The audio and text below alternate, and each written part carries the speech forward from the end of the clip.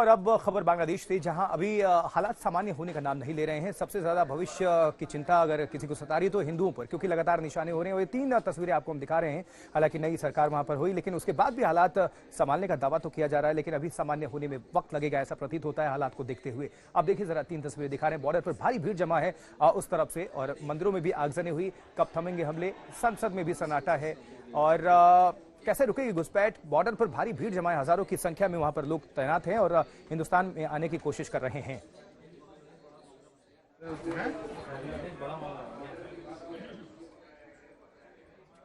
बांग्लादेश में जिस तरह हिंदू मंदिरों को और खासतौर पर हिंदुओं को टारगेट किया जा रहा है, उसको लेकर बांग्लादेश के जो सलाहकार हैं अंतरिम सरकार के, वो माफी मांगते हुए नजर आए। उनका बड़ा बयान सामने आया।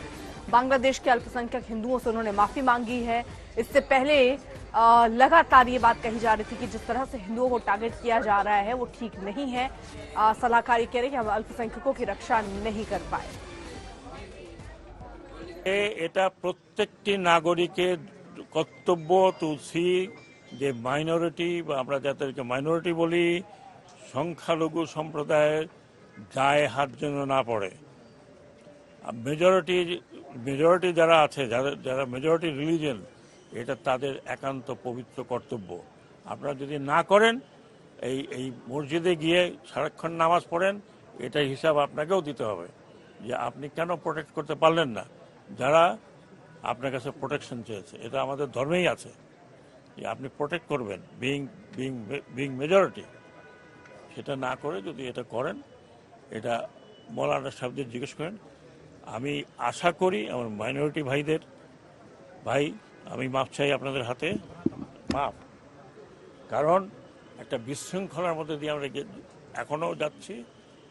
আমরা আপনাদেরকে কিছু কিছু জায়গায়, বাট অনেক জায়গায় শুনেছি যে সোসাইটি প্রোটেক্ট করেছে। আমি ক্ষমা চাচ্ছি যে পুলিশ, র্যাব, অন্যান্য বাহিনীগুলো যাদের আমি এমপ্লয় করতে পারতাম, তাদের অবস্থা এখনও ভালো না, তো ফিরে আসবে।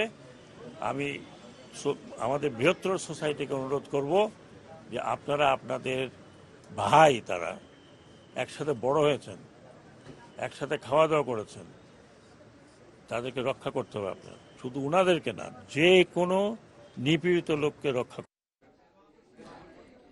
लॉ एंड ऑर्डर का मामला है, पुलिस को मदद करनी चाहिए थी, लेकिन बांग्लादेश में अभी हालात ऐसे हैं कि यहां पर पुलिस की मदद सेना को करनी पड़ रही है। पुलिस नदारत है, पुलिस स्टेशनों पर हमले हो रहे हैं और सेना पुलिस वालों की मदद कर रही है। बांग्लादेश में मौजूदा स्थिति के बीच सबसे बड़ी चुनौती है पुलिसकर्मियों के लिए, जिनकी जिम्मेदारी है कानून व्यवस्था, लॉ एंड ऑर्डर मेंटेन करना। लेकिन ज्यादातर देश में पुलिसकर्मी फिलहाल सड़कों पर दिखाई नहीं दे रहे हैं। मैं इस समय भारत बांग्लादेश की सीमा पर सबसे नजदीकी शहर मेहरपुर में हूं और मेरे ठीक पीछे आप मेहरपुर पुलिस हेडक्वार्टर देख रहे हैं। और सभी पुलिसकर्मी यहाँ हेडक्वार्टर के अंदर ही हैं। ये कोई कैद नहीं है, लेकिन वो यहाँ से बाहर नहीं जा सकते, क्योंकि मौजूदा परिस्थितियों में जिस तरह का खतरा उन्होंने देखा है, खासकर ढाका में आपने जो तस्वीरें देखी हैं, और जिस तरह से प्रदर्शन के खिलाफ कार्रवाई हुई, ऐसे में एक गुस्सा था। और उसके बाद पुलिसकर्मी दरअसल इन जगहों से अपने या तो थानों में चले गए या फिर कई सारे शहरों में तो अंडरग्राउंड हो गए। आप देख पा रहे हैं यहाँ पर ये तमाम पुलिसकर्मी अपने अपने इलाकों में हैं और पुलिस थानों की जो सुरक्षा है वो दरअसल सेना को सौंप दी गई है। तो आप देख पा रहे हैं कि ये पुलिस थाना है, ये पूरा प्रांगण है और आपको अंदर जो लोग दिखाई देंगे, आप समझिए कि पुलिस और पुलिस थानों की सुरक्षा बांग्लादेश की सेना को सौंप दी गई है। ये हेडक्वार्टर है। हेडक्वार्टर के भीतर आप जो है यहाँ पर आर्म्ड पुलिसमैन को देख पाएंगे और ये तमाम सारे लोग जो अंदर हैं, अब दरअसल अंदर जो कार्रवाई कर सकते हैं पुलिस थाने के भीतर वो हो सकती है, लेकिन अगर फील्ड वर्क नहीं है तो इन्वेस्टिगेशन, खासकर मेहरपुर में जहाँ पर अल्पसंख्यकों के घर जले हैं, यहाँ पर मंदिर, इस्कॉन मंदिर यहाँ पर जलाया गया है, तो वो जांच कैसे होगी और उस जांच के लिए हमें पता है कि पुलिस को बाहर जाना होता है। अब आप देखिए कि ये कैसी तस्वीर है कि जहां पर पुलिस और पुलिस थानों की हिफाजत और रखवाली बांग्लादेश की सेना कर रही है, जिसको यहां पर तैनात कर दिया गया है। तो ये आप इनको देख रहे हैं, सैनिकों को। ये बाहर दरअसल ये पुलिस मुख्यालय का गेट है। जैसे हम अंदर आते हैं यहाँ पर सेना दिखाई पड़ती है और उसके बाद आगे पुलिस थाना है। तो ये यहाँ पर ड्यूटी पर हैं प्रहरी, और इसके साथ आप जो देख पा रहे हैं दरअसल ये तमाम वो पुलिसकर्मी हैं जो लंबे समय से घर ही नहीं गए और वो यहीं पर हैं। अब अंदर जाके आप प्रशासनिक कार्रवाई में पुलिस के पास ज़्यादा क्या ही होगा। सबसे बड़ी बात होती है कानून व्यवस्था संभालना। बाहर आगजनी हुई, हिंसा हुई और यही लोगों ने कहा कि ऐसे में पुलिस ने बचाने के लिए नहीं आए और ऐसे में स्थिति थोड़ी चिंताजनक बन जाती है। कई सारे पुलिसकर्मियों को आप देख पा रहे हैं वो यहीं पर हैं। ये पुलिस स्टेशन है तो अंदर जो काम है वो हो रहा है।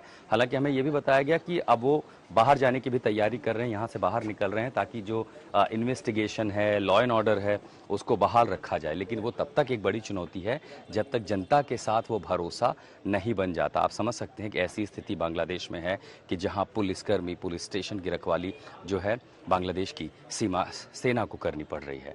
मेहरपुर से मैं आशुतोष मिश्रा, आज तक।